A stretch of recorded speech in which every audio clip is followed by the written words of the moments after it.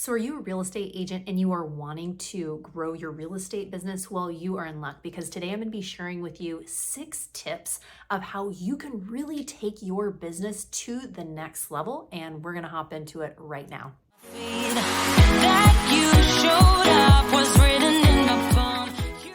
Mariah K here. Welcome back to the channel, or welcome to the channel if this is your very first time here. I'm a licensed and active luxury real estate agent and coach, and this channel is literally everything you need to know about building and scaling your business the modern way by leveraging the power of social media. If that's of interest to you, consider subscribing down below and make sure you tap that bell for notifications so you are notified every week I drop a new video. I hear from real estate agents like you all the time who are looking to build, who are looking to scale the modern way, and I absolutely love it. So feel free to give me a call, shoot me a text, send me an email, and it'd be my pleasure to connect with you. So we are talking today about 6 tips for building a successful business, and I'm excited to share with you really some different things that are easy that you're gonna go, Mariah, I know that. Oh yeah, hello, that makes so much sense. But really, by implementing some of these different things, it's going to relieve a lot of stress. It's going to get you off that hamster wheel of whether it's procrastination or burnout, whatever that is. These 6 tips will hopefully help you in your business. So number 1 is simply being prepared. Yes, I know that sounds like an easy one, but being prepared. Let's just say, for example, you are hosting an open house. Being prepared for that open house is going to start several days before the open house. So for me personally, I actually have an open house bag and kind of a kit that I take to every open house. It has different, it has like a flyer holder. So I'm able to put different flyers that are actually in a holder. You can get it on Amazon. My Amazon store is down below. But it has a holder that I can put my business cards in, and it also has one that I can put any of the flyers for that. I also have some plastic, holders that I bring along too. On Canva, I create a flyer and it has a QR code.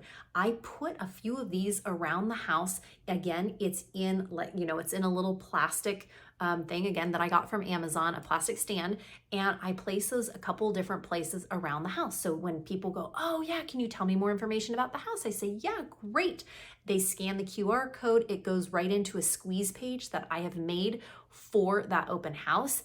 It's little things like that, being prepared, that you can do a few days before you hold that open house. Figuring out your signage, figuring out if you are going to door knock that neighborhood, letting them know that you are holding an open house. You might make little flyers that go and you put them, say you're going to hold the open house on a Saturday. Maybe on a Thursday, you go through and you put those, door hangers, or you go introduce yourself to the neighbors. This goes a long way. So being prepared for whatever it is.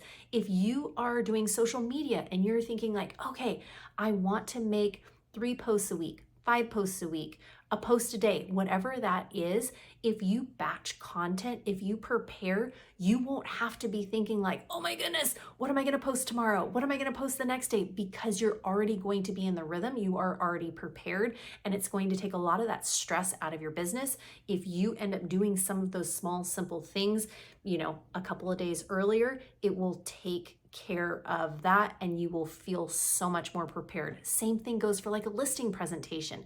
For me, when I go on a listing presentation, I have my listing presentation guide that I always bring. I run, comparables for them. If it's a luxury listing presentation, I've got a whole thing that's all digital. I send ahead of time. There's just so many different things that you can do for that, but being prepared is number 1, and it will take a lot of stress out of your job.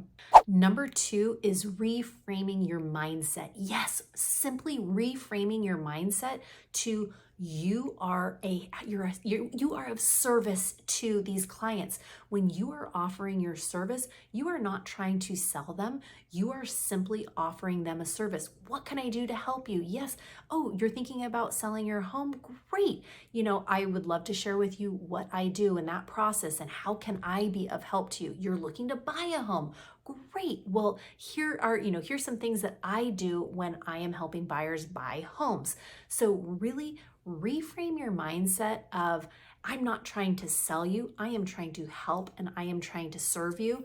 Once you start reframing your mindset with that, you're prepared, your mindset shift, you will just, business will start coming to you. You've heard the saying a million times, practice makes perfect. Now, constant repetitions, whatever you are wanting to get good at, however you're wanting to build and scale your business, keep showing, keep practicing, keep doing those different things. And I'm telling you, something that maybe was a weakness before will become a strength if you are putting in the, if you're putting in the effort, if you're putting in the reps. I remember years ago, I told my husband, I was like, you know what, I really want to run a marathon, but I think the longest I had ever run was maybe like 2 or 3 miles. And he was like, okay, yeah, great. Like, how are you going to do it? Like, what's your plan? And I'm like, I don't really know. I don't have a plan yet, but I know I need to get one. So I started doing research, like how to run a marathon. What does it take to even do that? So I did the research, and then what happened is I started putting in the reps. So I followed a plan. I got the recipe. I followed the plan, and I started putting in the mileage. And before I knew it, it's like I went from 1 to 3 to 5 to 10 miles. And then all of a sudden, I'm doing a half marathon. And then all of a sudden, that mileage increased to 18 miles and then to 20 miles.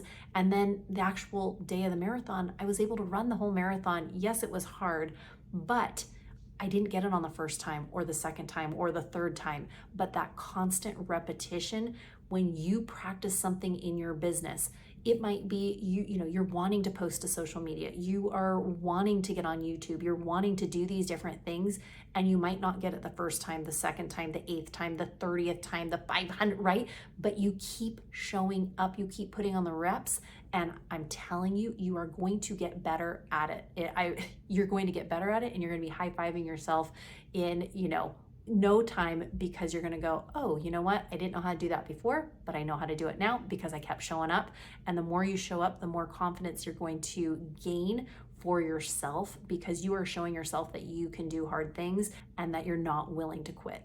Number 5 is seek accountability and support. Yes, seek accountability and support.